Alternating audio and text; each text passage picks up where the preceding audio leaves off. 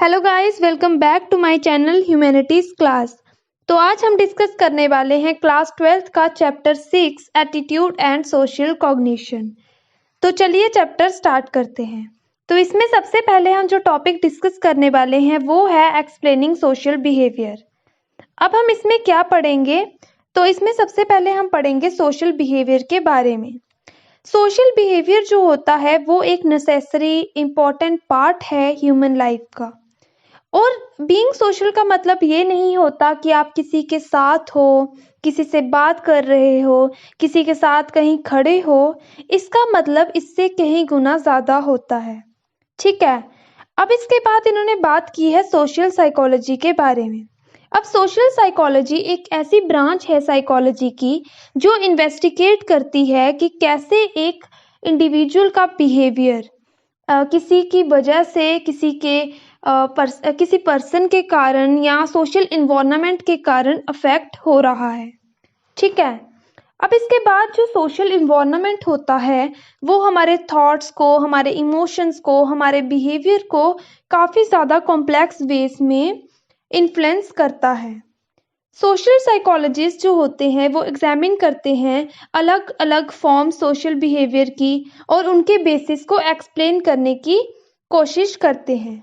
अब इसके बाद हम कुछ इम्पोर्टेंट टर्म्स डिस्कस करेंगे जिसमें सबसे पहले आता है एटीट्यूड। तो एटीट्यूड क्या होता है? ये एक सेट ऑफ माइंड है या आप कह सकते हो सेट ऑफ व्यूज है या थॉट्स हैं किसी ऑब्जेक्ट के कारण या किसी भी पर्सन के कारण। और जो वो ऑब्जेक्ट या पर्सन होता है उसे हम बोलते हैं एटीट्यूड ऑब्जेक्ट। और एटीट्यूड का एक इवैल्यूएटिव फीचर भी होता है, जैसे कि ये पॉजिटिव भी हो सकता है, नेगेटिव भी हो सकते हैं और न्यूट्रल भी हो सकता है। अब सोशल इन्फ्लुएंसेस के कारण जो लोग होते हैं वो अलग अलग व्यूज़, अलग अलग एटीट्यूड्स होल्ड करते हैं लोगों के लिए या अलग अलग इश्यूज के लिए। ठीक है। जो किसकी फॉर्म में एग्जिस्ट करते हैं? बिहेवियरल टेंडेंसीज की फॉर्म में। अब इन्होंने आगे बात की है इम्प्रेशन फॉर्मेशन की। जब हम किसी से मिलते हैं, ठीक है, तो हम क्या करते हैं? उस पर्सन के बारे में एक इमेज अपने माइंड में बना लेते हैं, उसे हम बोलते हैं इम्प्रेशन फॉर्मेशन। नेक्स्ट पॉइंट आता है एट्रीब्यूशन। जब हम किसी चीज के पीछे, किसी के बिहेवियर के पीछे एक कॉज असाइन कर दें तो उसे हम बोलेंगे एट्रीब्यूशन।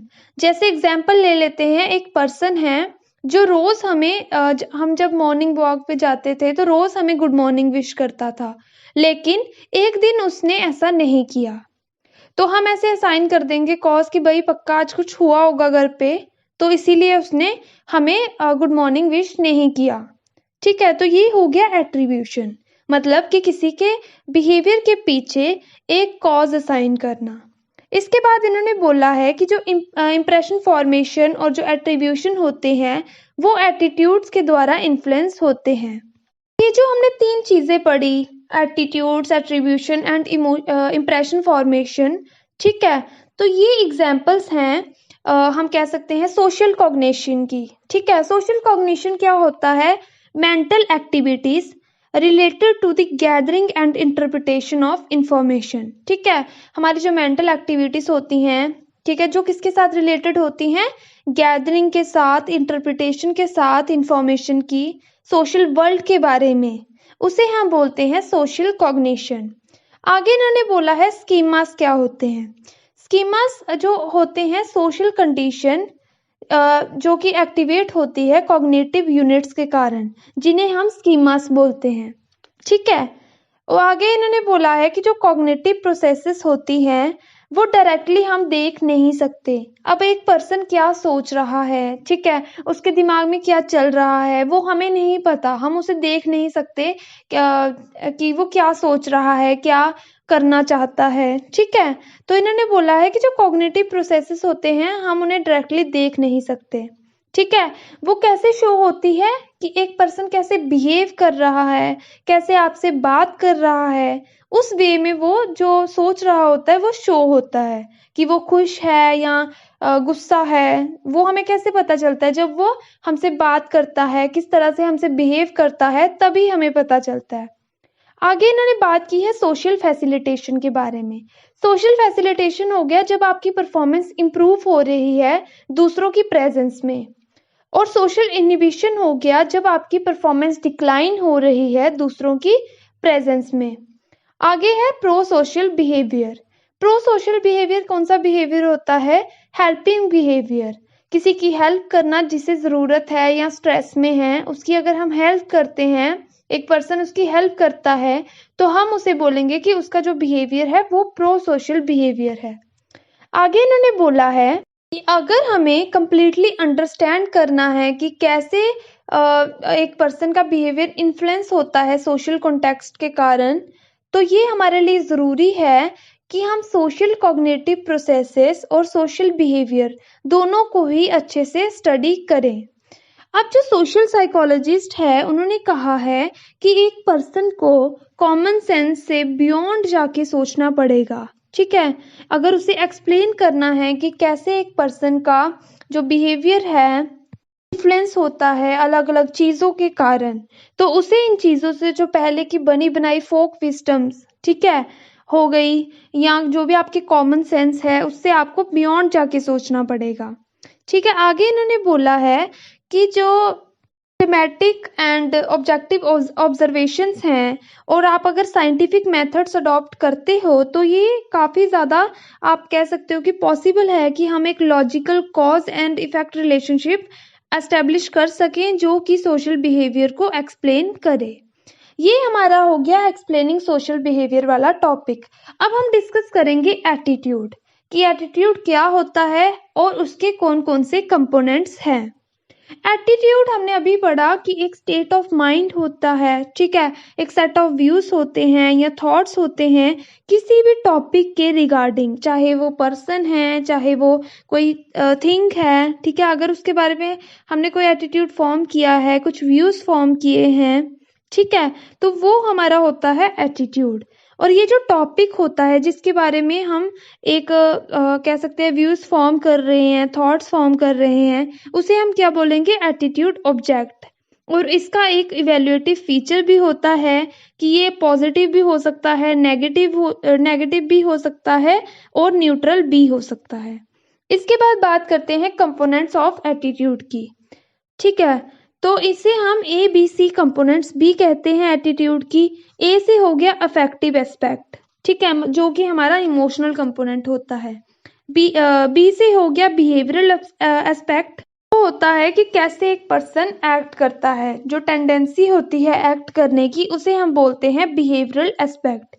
और नेक्स्ट हो गया कॉग्निटिव एस्पेक्ट, जिसे हम बोलते हैं थॉट कंपोनेंट, कि एक पर्सन क्या सोच रहा है, ठीक है, उसे हम बोलेंगे कॉग्निटिव एस्पेक्ट ऑफ एटीट्यूड। अब इसके बाद इन्होंने बोला है कि जो एटीट्यूड्स होते हैं उन्हें हम दो क्लोजली रिलेटेड टर्म्स के साथ डिस्टिंग्विश कर सकते हैं। पहली है बिलीव्स।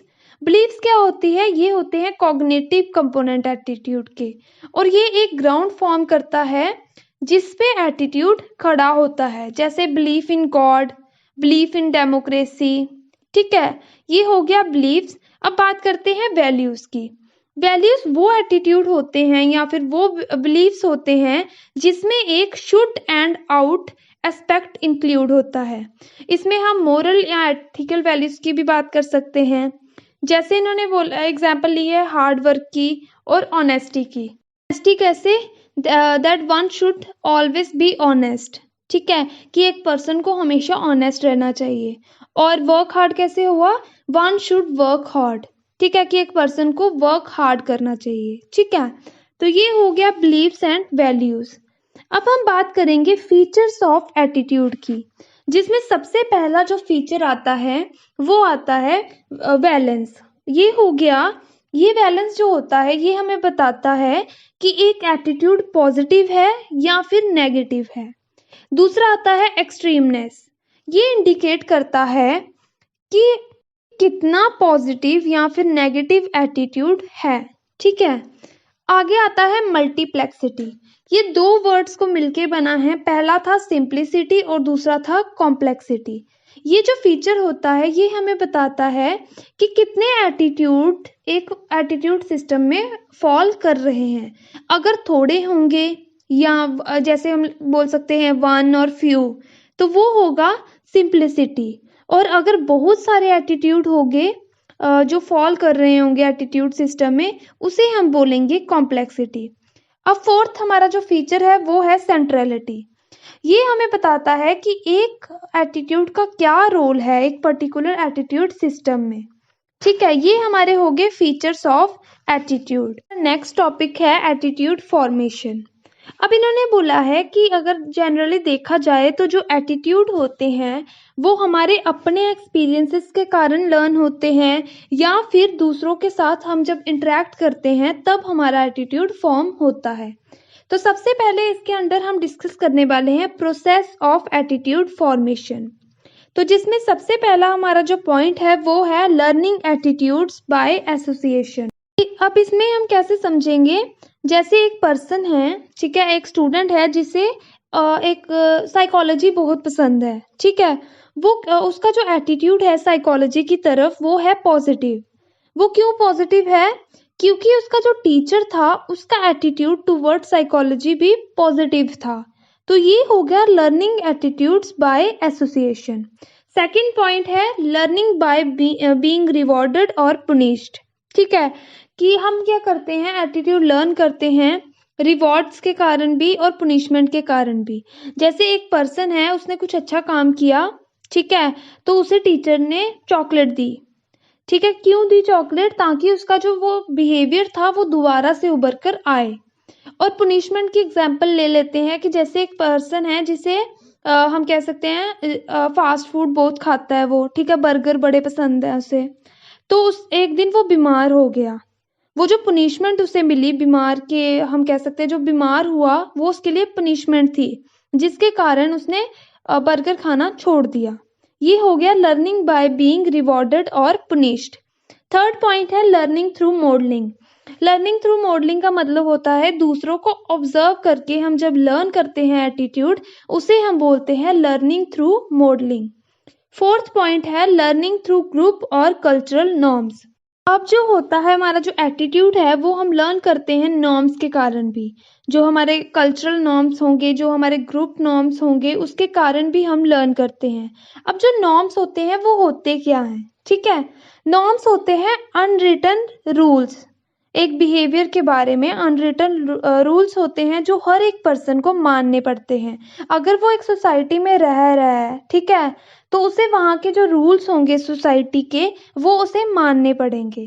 और ये जो नॉर्म्स होते हैं वो हमारे हम कह सकते हैं सोशल कॉग्निशन का पार्ट बन जाते हैं एटीट्यूड की फॉर्म में। इसलिए हम कह सकते हैं कि एक पर्सन जो होता है वो ग्रुप और कल्चरल नॉर्म्स के कारण भी एटीट्यूड फॉर्म करता है। फिफ्थ पॉइंट है learning through exposure to information. बहुत सारे ऐसे एटीट्यूड होते हैं जो हम फॉर्म करते हैं किसी के जिसमें क्या होता है फिजिकल प्रेजेंस इंपॉर्टेंट नहीं होती है। मतलब जैसे एक पर्सन है, एक चाइल्ड है जिसने वॉयलेंस लर्न कर लिया। कैसे लर्न किया? क्योंकि न्यूज़ में दिखा रहे थे। तो ये हो गया कि एक पर्सन जो है किसी के फिजिकल प्रेजेंस होने से उसे फर्क नहीं पड़ रहा है, ठीक है।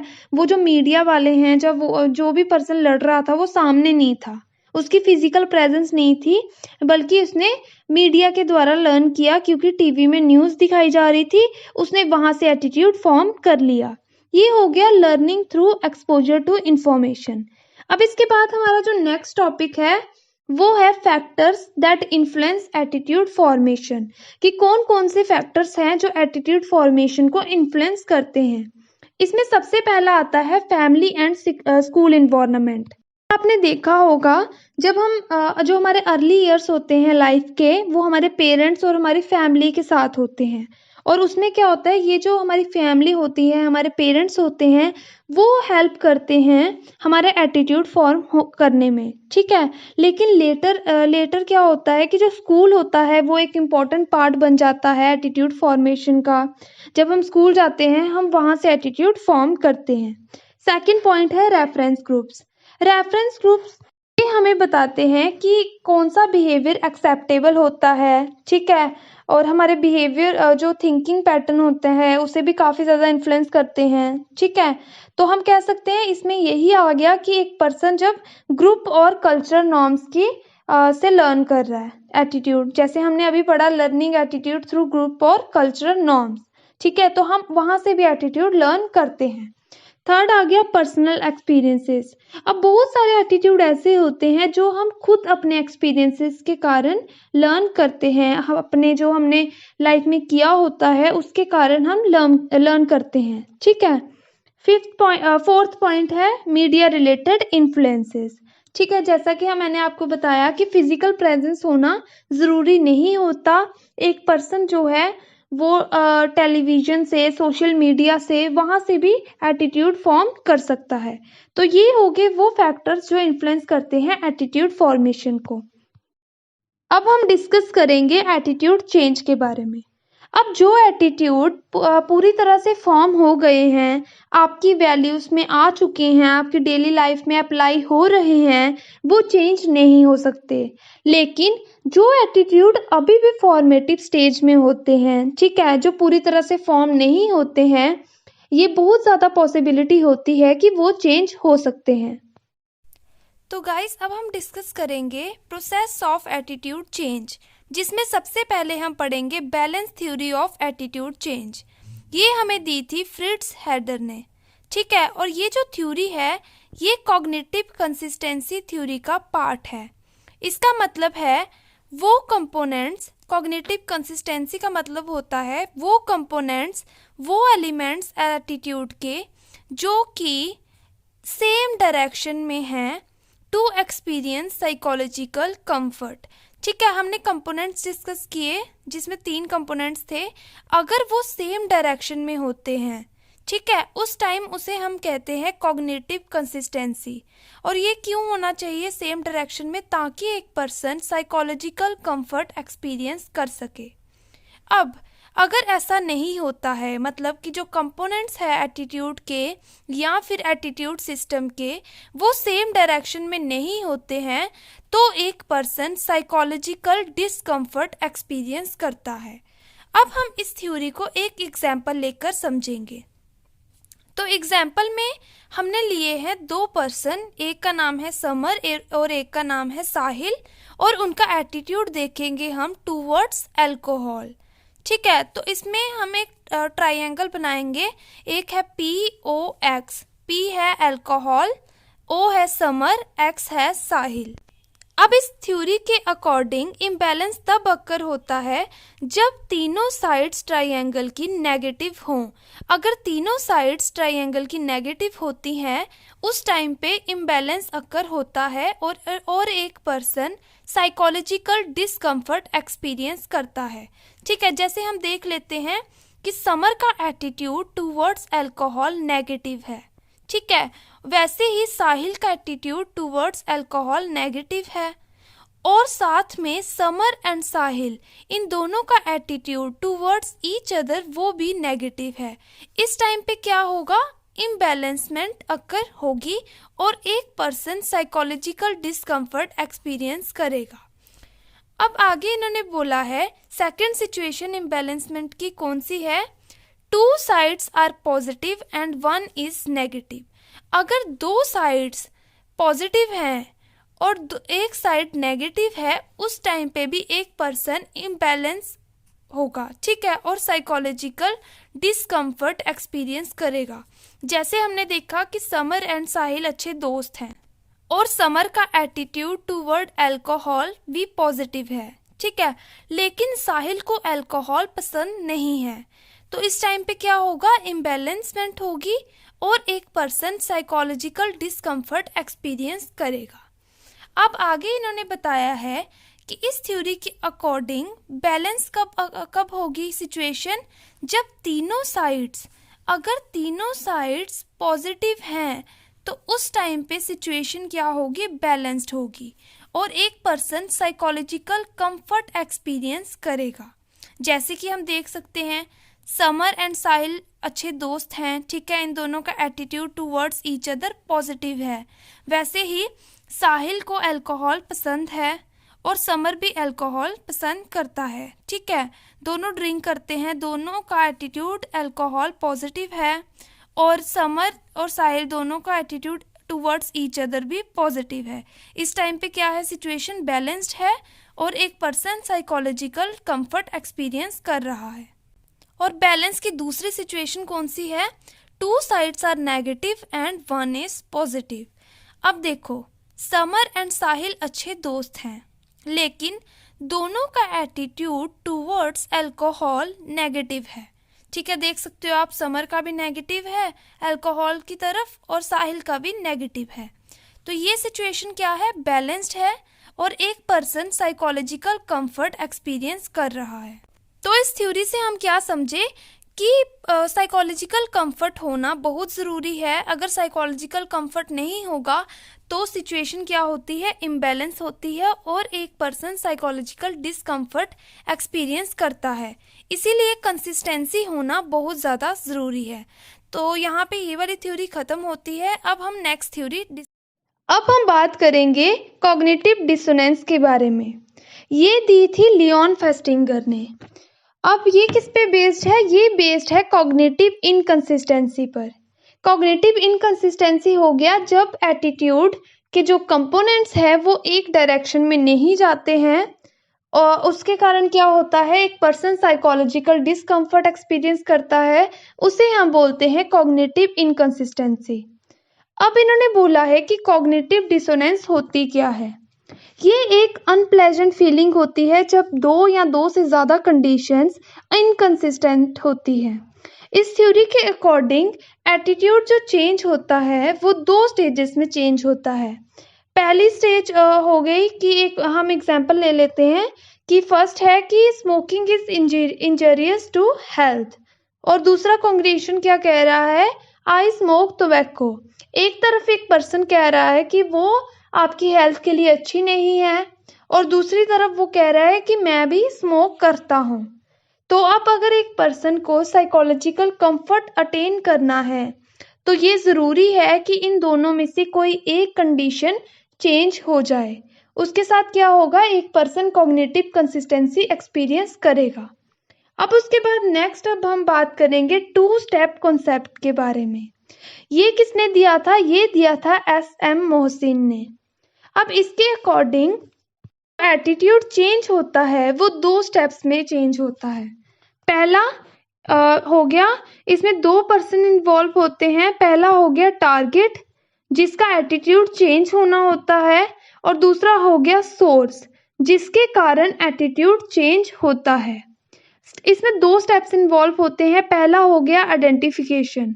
इसमें क्या होता है कि जो टारगेट होता है, ठीक है, वो पहले तो आइडेंटिफाई करता है सोर्स के साथ, उसकी तरफ एक रिस्पेक्ट शो करता है और वैसा ही जो सोर्स होता है वो भी टारगेट की तरफ एक रिस्पेक्ट और उसके जो ह्यूमन राइट्स हैं उनकी वैल्यू करता है। दूसरा आ गया step, source first of all change his attitude, कि मतलब कि जिसके कारण एटीट्यूड चेंज होगा वो पहले अपना एटीट्यूड चेंज करेगा टूवर्ड्स द सिचुएशन। ये हो गया 2 स्टेप कॉन्सेप्ट। अब इसके बाद हमारा नेक्स्ट टॉपिक है factors that influence attitude change. अब इसमें सबसे पहला पॉइंट आता है characteristics of the existing change. अब इन्होंने कहा है कि जो हमने प्रॉपर्टीज डिस्कस की थी, बैलेंस, एक्सट्रीमनेस, सेंट्रलिटी, मल्टीप्लेक्सिटी, ये क्या करती है, ये एटीट्यूड और एटीट्यूड चेंज को डिटरमाइन करती है। जो पॉजिटिव एटीट्यूड होते हैं लेस एक्सट्रीम होते हैं, लेस सिग्निफिकेंट होते हैं, या फिर हम कह सकते हैं जो सिंपल एटीट्यूड्स होते हैं वो इजीली चेंज हो सकते हैं। आगे इन्होंने बोला है कि हमें डायरेक्शन और एक्सटेंट को भी लेना चाहिए जब हम एटीट्यूड चेंज की बात कर रहे हैं कि एटीट्यूड कॉन्ग्रुएंट है या इनकॉन्ग्रुएंट है। कॉन्ग्रुएंट हो गया जब सेम डायरेक्शन में जा रहा है और इनकॉन्ग्रुएंट हो गया जब अपोजिट डायरेक्शन में जा रहा है। और इन्होंने आगे बोला है कि ऐसा भी हो सकता है कि एक पर्सन का एटीट्यूड उस तरफ भी जा सकता है जो भी उसे इंफॉर्मेशन प्रोवाइड हो रही है, और ऐसा भी हो सकता है कि उसके अपोजिट भी जा सकता है। उसके बाद नेक्स्ट पॉइंट आता है सोर्स कैरेक्टरिस्टिक्स। सोर्स कैरेक्टरिस्टिक्स में आ गया कि सोर्स की क्रेडिबिलिटी देखी जाती है, उसकी अट्रैक्टिवनेस देखी जाती है, ठीक है। अब वो जो एटीट्यूड्स काफ़ी ज़्यादा इजीली चेंज होते हैं जब जो मैसेज होता है वो कहाँ से आ रहा हो, हाईली क्रेडिबल सोर्स के द्वारा आ रहा हो, other than low credible source. मतलब कि अगर कंप्यूटर की बात की जाए, अगर आपको एक कंप्यूटर के बारे में एक आईटी एक्सपर्ट बताता है, ठीक है, तो वो आपके लिए ज़्यादा अट्रैक्टिव होगी, या फिर एक कॉमन पर्सन आपको बोलता है कि ये अच्छा है कंप्यूटर, ये ले लो, ठीक है, तो आपके लिए आईटी एक्सपर्ट की एडवाइस ज़्यादा मायने रखेगी। ये हो गया सोर्स कैरेक्टरिस्टिक। थर्ड पॉइंट है मैसेज कैरेक्टरिस्टिक। अब इन्होंने बोला है कि जो एटीट्यूड कब चेंज होगा, जब जो अमाउंट है इंफॉर्मेशन का ना ही ज़्यादा है और ना ही कम है। चाहे जो मैसेज हो वो रैशनल हो या इमोशनल अपील हो, ये भी डिफरेंस करता है, ठीक है। तो आगे इन्होंने बोला है कि ये भी ज़्यादा इम्पोर्टेंट है कि किस वे में इंफॉर्मेशन आपको मिल रही है, ठीक है। क्या वो फेस टू फेस मिल रही है या सोशल मीडिया से मिल रही है, कैसे मिल रही है, ये भी मायने रखता है। लास्ट पॉइंट है टारगेट कैरेक्टरिस्टिक्स। अब इन्होंने बोला है कि टारगेट के कैरेक्टरिस्टिक्स पे भी डिपेंड करता है कि वो कैसा है, ओपन है, ठीक है, या फ्लेक्सिबल पर्सनैलिटी है, स्ट्रॉन्ग प्रेजुडाइज है, सेल्फ एस्टीम कैसी है, ये भी ज़्यादा इम्पॉर्टेंट हम कह सकते हैं क्वालिटीज़ होती हैं। इस पर भी डिपेंड करता है कि एक पर्सन का एटीट्यूड चेंज होगा या फिर नहीं होगा। आगे हमारा नेक्स्ट टॉपिक आता है एटीट्यूड बिहेवियर रिलेशनशिप। अब जो साइकोलॉजिस्ट है इन्होंने ये देखा कि इन दोनों के बीच में, एटीट्यूड और बिहेवियर के बीच में एक कंसिस्टेंसी हो सकती है, ठीक है। अब इन्होंने आगे फर्स्ट पॉइंट दिया है, the attitude is strong and occupies a central place in the attitude system. कि जो एटीट्यूड होता है वो स्ट्रॉन्ग होता है और उसने एक सेंट्रल प्लेस ली है एटीट्यूड सिस्टम में। सेकेंड पॉइंट है the person is aware of his और हर एटीट्यूड। एक पर्सन जो होता है वो अवेयर होता है अपने एटीट्यूड को लेकर। थर्ड पॉइंट है देयर इज वेरी लिटल और no external pressure for the person to behave in a particular way. कि बहुत कम या फिर कोई भी एक्सटर्नल प्रेशर नहीं दिया जाता एक पर्सन को कि वो कैसे बिहेव करे, ठीक है। ये हो गया एटीट्यूड बिहेवियर रिलेशनशिप। हमारा लास्ट टॉपिक है प्रिजुडाइज एंड डिस्क्रिमिनेशन। प्रिजुडाइज क्या होता है, ये होते हैं कुछ नेगेटिव एटीट्यूड एक ग्रुप को लेकर, ठीक है, और ये किस पे बेस्ड होते हैं, ये स्टीरियोटाइप्स पे बेस्ड होते हैं। स्टीरियोटाइप्स हो गया cognitive component of the specific group, उसके ऊपर बेस्ड होते हैं। अब स्टीरियोटाइप्स क्या होते हैं, स्टीरियोटाइप्स होते हैं क्लस्टर ऑफ आइडियाज, ठीक है, एक ग्रुप को लेकर, ठीक है, किसी भी कोई भी ग्रुप है उसके जो करैक्टरिस्टिक्स हैं उन्हें लेकर एक क्लस्टर ऑफ आइडियाज होते हैं, उन्हें हम बोलते हैं स्टीरियोटाइप्स। अब इन्होंने बोला है कि जो कॉग्निटिव कंपोनेंट होता है प्रेजुडाइज का, उसमें क्या होता है, डिसलाइक बरी होती है, हेट होती है दूसरों को लेकर, और जो इफेक्टिव कंपोनेंट होता है एटीट्यूड का वो बहुत ज़्यादा बहुत ज़्यादा हम कह सकते हैं डिफ़िकल्ट है चेंज करने के लिए। अब आगे इन्होंने बोला है सोर्स ऑफ प्रेजुडाइज, कि प्रेजुडाइज के सोर्सेस क्या है। सबसे पहले आता है लर्निंग। प्रेजुडाइज हम लर्न कर सकते हैं एसोसिएशन से, रिवॉर्ड एंड पनिशमेंट से, दूसरों को ऑब्जर्व करके, नॉर्म्स के कारण, या फिर एक्सपोजर टू इंफॉर्मेशन भी एनकरेज करता है प्रेजुडाइज को। अब आगे इन्होंने बोला है जो हमने फैक्टर्स पढ़े थे, family, reference group, personal experiences और मीडिया, ये भी इम्पोर्टेंट रोल करता है प्ले इससे लर्न करने में। सेकंड पॉइंट आता है a strong social identity and in group bias. Individual जिनके पास strong sense of social identity होती है, एक पॉजिटिव एटीट्यूड होता है अपने ग्रुप की तरफ, ठीक है, तो इस एटीट्यूड को बूस्ट करते हैं, दूसरों के ग्रुप को ले कुछ नेगेटिव एटीट्यूड इकट्ठा कर लेंगे ताकि वो अपने ग्रुप के लिए जो पॉजिटिव एटीट्यूड है उसे बूस्ट कर सके। थर्ड पॉइंट आता है स्केप गोटिंग। स्केप गोटिंग क्या होती है, ये एक फिनोमिना होता है जिसमें जो मेजॉरिटी ग्रुप होती है वो ब्लेम लगाती है माइनॉरिटी ग्रुप पे, ठीक है, उसके सोशल, इकोनॉमिक और पॉलिटिकल प्रॉब्लम्स को लेकर। और ये जो माइनॉरिटी होती है वो इतनी ज़्यादा वीक होती है कि वो अपने आप को डिफेंड ही नहीं कर पाती। फोर्थ आता है कर्नल ऑफ ट्रूथ कॉन्सेप्ट। ठीक है, अब कई बार क्या होता है कि लोग इसलिए भी स्टीरियोटाइप्स को होल्ड करके रखते हैं क्योंकि उन्हें ऐसा लगता है कि अगर इतनी ज़्यादा बातें फैल रही हैं तो पक्का कुछ सच्चाई होगी इसे लेकर। ठीक है, और लास्ट पॉइंट आता है सेल्फ फुलफिलिंग प्रोफेसी। कई बार क्या होता है कि जो ग्रुप जिसके बारे में इतनी सारा बातें फैल रही होती है या जिसके बारे में स्टीरियोटाइप्स होल्ड करके रखे होते हैं वो खुद भी रिस्पॉन्सिबल होती है क्योंकि वो अपने आप को एक तो वो कंफर्म नहीं करती, ठीक है, क्यों क्या ये गलत है या सही है ऐसा नहीं बोलती। ठीक है, और कई बार वो खुद ही शो कर देती है कि पक्का ऐसा होगा। ठीक है, अब नेक्स्ट टॉपिक आता है स्ट्रेटजीज फॉर हैंडलिंग प्रिजुडाइज, कि प्रिजुडाइज को हम कैसे हैंडल कर सकते हैं। इसमें सबसे पहले आ गया minimizing opportunities for learning prejudice, कि सबसे पहले जो अपॉर्चुनिटीज होती है प्रिजुडाइज को लर्न करने के लिए उसे कम कर दिया जाए। चेंजिंग सच एटीट्यूड्स, उन एटीट्यूड्स को चेंज कर दिया जाए। D emphasizing narrow social concept based on the in group. ठीक है, ये जो इन ग्रुप पे के ऊपर जो कॉन्सेप्ट्स बेस्ड हैं उन्हें कम कर दिया जाए। Discouraging the tendency toward self fulfilling prophecy among the victims of prejudice, कि जो विक्टिम्स होते हैं, ठीक है, जिनके बारे में स्टीरियोटाइप्स फैल रही होती हैं, लोगों ने उन चीज़ों को होल्ड करके रखा होता है, उन्हें ये सेल्फ फुलफिलिंग प्रोफेसी को कम करना चाहिए या फिर हम कह सकते हैं डिस्करेज करना चाहिए। अब आगे इन्होंने बोला है कि इन गोल्स को कैसे हम अकम्प्लिश कर सकते हैं, कैसे अचीव कर सकते हैं। सबसे पहला पॉइंट है education and information desensitization for correcting stereotypes related to specific target groups and tackling the problem of a strong in-group bias। इसका मतलब है कि हमें एजुकेशन और इंफॉर्मेशन को यूज़ करना चाहिए स्टीरियोटाइप्स को करेक्ट करने के लिए। जो एक टारगेट ग्रुप्स के रिलेटेड जो स्टीरियोटाइप्स रखे हुए हैं उन्हें करेक्ट करने के लिए, और जो इतनी ज़्यादा स्ट्रॉन्ग इन ग्रुप बायस है उनके जो प्रॉब्लम्स है उसे टैकल करने के लिए। सेकेंड पॉइंट है increasing inter group contact that allows for direct communication, कि हमें जो इंटर ग्रुप कॉन्टैक्ट है उसे इंक्रीज करना चाहिए ताकि एक पर्सन जो है डायरेक्टली कॉन्टैक्ट कर सके दूसरे पर्सन के साथ जो दूसरे ग्रुप में होते हैं। ठीक है, ये जो मिसट्रस्ट है उसे रिमूव करना चाहिए ग्रुप्स के बीच में। एंड डिस्कवरी कॉन्टेक्स्ट, जो हमें इधर उधर से बातें पता चल रही हैं, ठीक है, तो there is a close interaction and they are not different in power of status, और इससे क्या होगा, एक क्लोज इंटरेक्शन होगी और कोई भी डिफरेंस नहीं होगा पावर और स्टेटस को लेकर।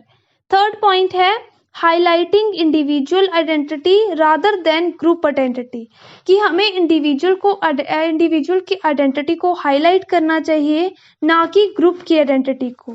तो इससे क्या होगा, weakening the importance of group, कि जो ग्रुप की इम्पोर्टेंस है वो कम हो जाएगी। ठीक है, as a basis of evaluating the other person, इससे क्या होगा, हम दूसरे पर्सन को जानेंगे ना कि दूसरे ग्रुप को। तो इससे क्या होगा कि जो इंडिविजुअल की आइडेंटिटी है, ठीक है, उसे इम्पोर्टेंस मिलेगी ना कि एक ग्रुप की आइडेंटिटी को। तो ये हो गए कि हमारा आज का टॉपिक खत्म होता है। तो thank you so much for watching my video, and अगर आपको वीडियो अच्छी लगी हो लाइक शेयर एंड कमेंट ज़रूर कीजिएगा। Thank you so much.